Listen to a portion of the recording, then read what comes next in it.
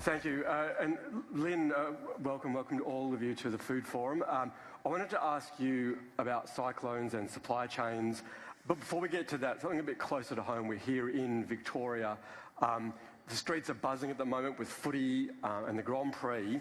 But interestingly, a few weeks ago, Ryan Stokes at SGH Group was saying that he felt Victoria was in a recession.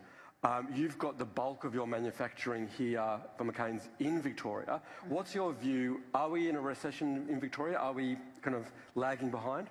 Look, I think I'm not seeing any difference between any of the markets that we operate in. So we've got, a factory in Tasmania as well. We've got 2 factories in New Zealand. Probably New Zealand's economy is in a bit of a worse position than the Australian economy is. But if you look at the state differences, we're not really seeing it. But again, I'm not coming and asking the government for any money either. So from a support perspective, so they haven't got any, I think. Well, so hence maybe I'm not asking. But yeah, look, I think the cost of living is hitting, and we are definitely seeing that in our sales. But funny, I was just chatting to one of my staff yesterday who was talking about, we were talking about kind of, the plan for next year, and we were talking about where we think volumes are going to go and things like that. And I think in this time, there's kind of that whole thing around, and we just talked about coffee and the price of food at Matt's restaurants.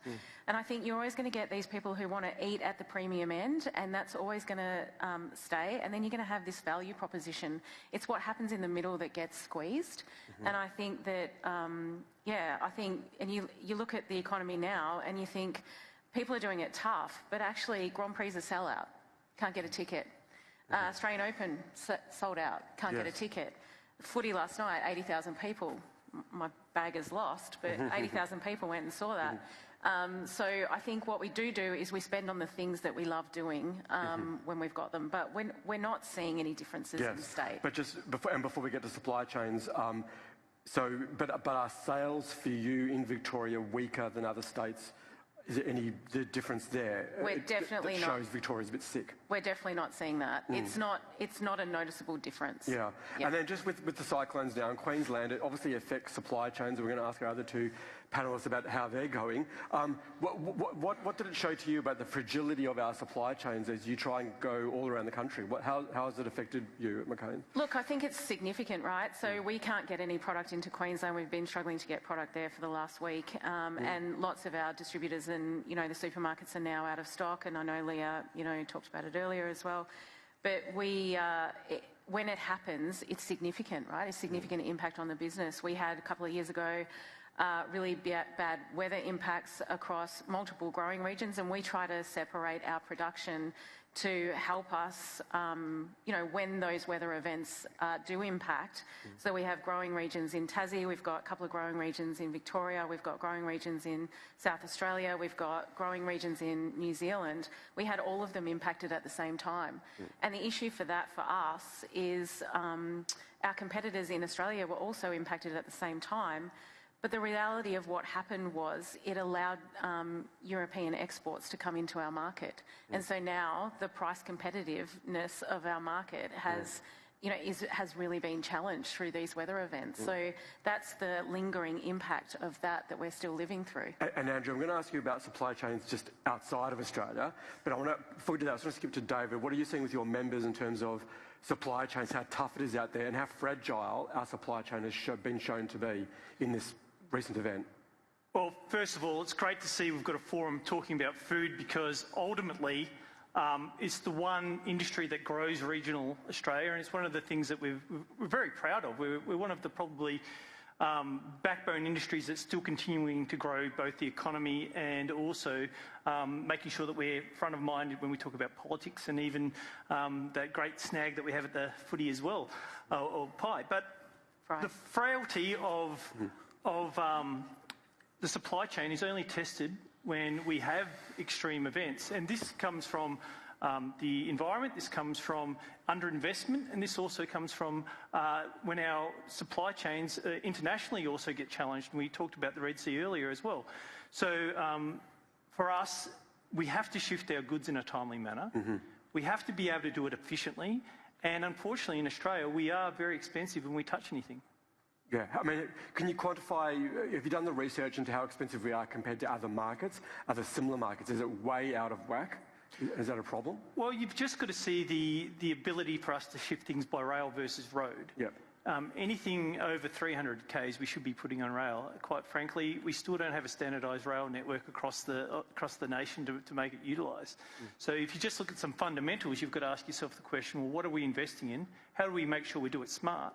And we had the great announcement earlier, a couple of weeks ago, about the National Food Strategy, and that's what we're trying to talk about. We're trying to talk about supply chains and making sure we're doing it the best we can. But coming back to your question, we're sometimes up to X2, X3 to shifting versus other countries the same distance. 2 or 3 times. That's a big expense.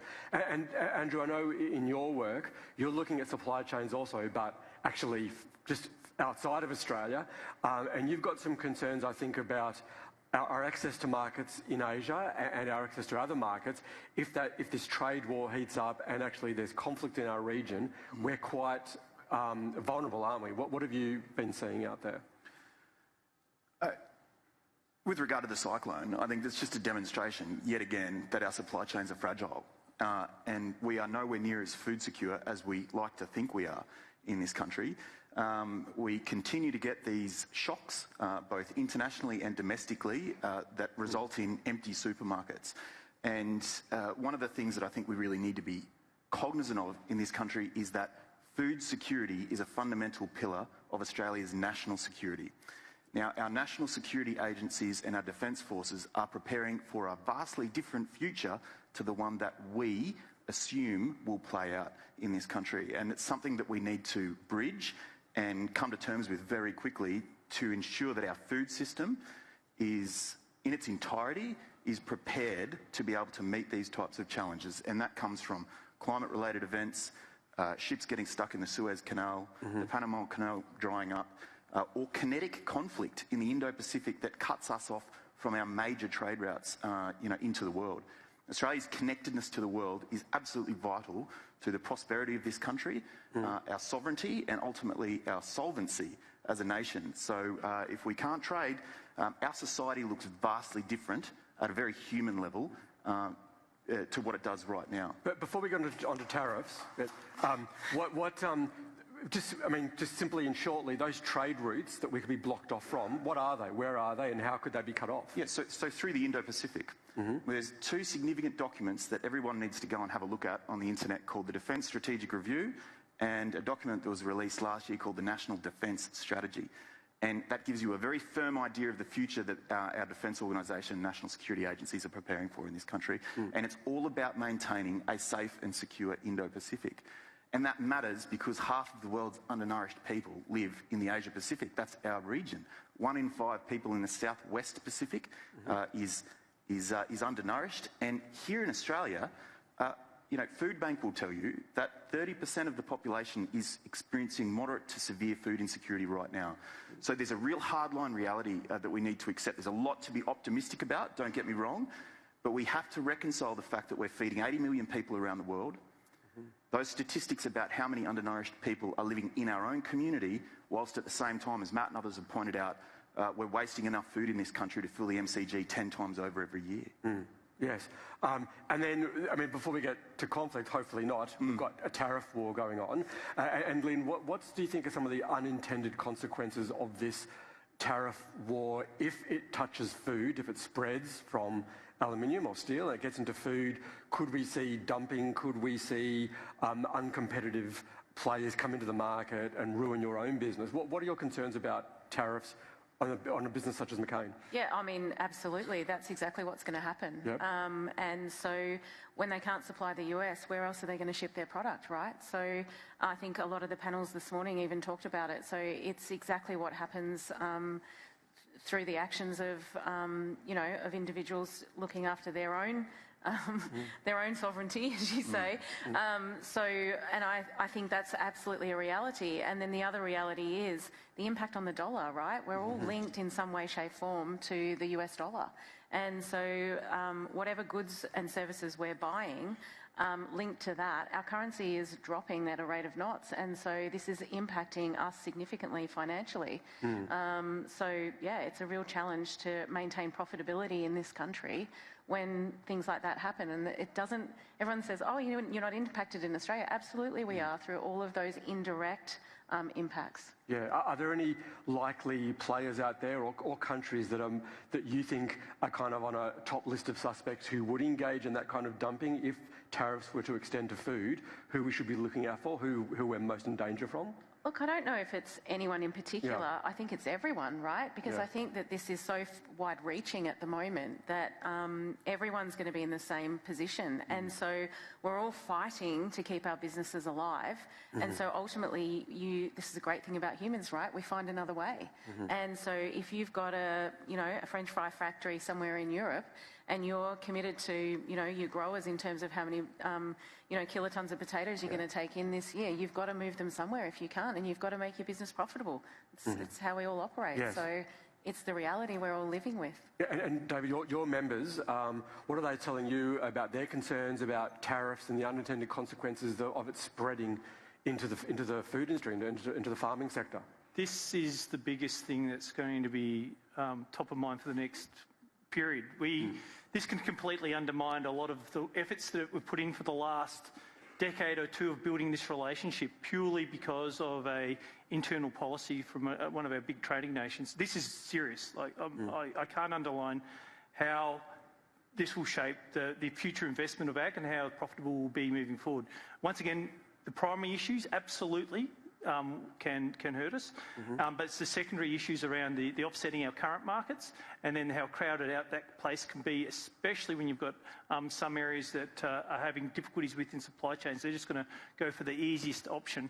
And for us, it is about keeping cool and calm. It is about making sure that diplomacy rules the day. We are not a large nation when it comes to be able to financially backing in or propping up areas. We've got to be smart in how we go about this in the future, but we also need to have assistance around innovation, assistance around ensuring we are putting our efforts into Southeast Asia, and I absolutely commend Austrade for the current efforts that they're putting in, but also the fact that we need to have as many markets available to us as possible, because we are a high cost production nation. And if we want to maintain the standard of living that we enjoy now, we have to be able to maintain that in a orderly manner. Yes, and for your work and what you've been seeing out there, I mean, these unintended consequences of tariffs and food, can we work more closely with our regional partners, I don't know, like Vietnam, Thailand, and other countries a bit closer to us that could work together? Absolutely. I mean, I get that everyone's in a tailspin about tariffs right now, and rightly so. But we've got to understand that Trump's not upending the global rules-based world order. It has already been upended. And the fact is, the world is not going to go back to the way it was. Trump, tariffs, all of this is just an outworking of the fact that the world has fundamentally changed around us. And we have to come to terms with that. Now, we talked a lot about supply chain resilience and all of that type of stuff in the wake of COVID. But I would ask the question of any private enterprise entity that's running international supply chains or reliant on critical inputs that allow us to be able to produce what we do at the moment, whether or not your supply chains actually look particularly different now to what they did in 2019 necessarily. All of those vulnerabilities are still there. Why? Because we're living on our food system has evolved to rely on globalised just-in-time supply chains, because that's the most efficient means of getting critical inputs in, food back out and onto the supermarket shelf. Now, that inherently creates vulnerabilities. The challenge is resilience costs money. And are we prepared to pay for that? So we're talking about an expensive coffee. Things are going to get a lot more expensive if we don't have the basic capacity to be able to get our critical inputs in and produce the things and manufacture the things that we need to here. So if we talk about shortening supply chains and supply chain resilience, we can never be self-sufficient in this country, so never, nor should we. But what we can think about is a regional approach to that. Where are we going to shorten our supply chains to? What are the natural advantages that exist across the Indo-Pacific that can assist across multiple different fronts, help us to meet our diplomatic ambition to create a safe and secure Indo-Pacific? But I think we can use food as a much more as a much greater tool of our economic statecraft across the region, and deepen our economic and security relationships with our near neighbours, create supply chain resilience, build capacity across the region, and help to feed each other. Now, the rest of the world's always going to be important for our sector, but I think it's really important that if we can establish that capability, build our own resilience as a region, then perhaps we can become a food production powerhouse to the world as a region, not just as a country. And I think that's an outcome that we really need to focus on. Yes. It'd be good to find a kind of a happy note to end on as well, something more positive. Is there some good news, at least, Lyn, in labour? Are you finding it easy to source labour? No. Okay, doesn't matter. All right. Is there anything you can... Look, I think there's lots to be positive about, right? I think always there's going to be peaks and troughs, right? In everything we do, that's life.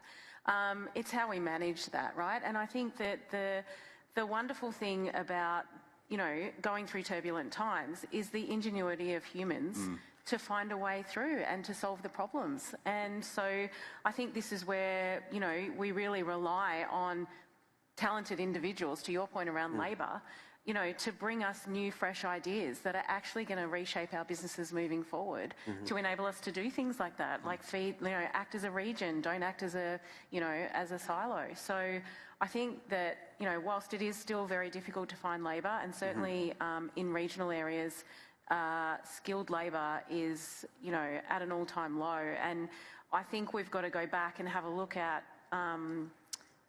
some of the university programs and things like that. And it comes back to some of the earlier panels that you had today around, we've got to start making, agriculture, manufacturing on its own sexy. And if we don't make it like that for the younger generation, we are never going to get them attracted. We've had one of the universities in our regional areas stopping their food R&D, food science programs. Right. Oh. And so for us, our R&D is in that regional area. And so we can't now get, talented labour into that area to create innovation for us. So yes. I think that is a real challenge. And we need to go back and, start at the grassroots about, agriculture and food manufacturing and supply chains. They can be really cool. It's a really great place to work. And we've got to continue to send that message. Okay. I think on that even slightly more optimistic note, well, thank you for your time. Thank you, the panel. Thank you. Thank you so much. Appreciate it. Thank you.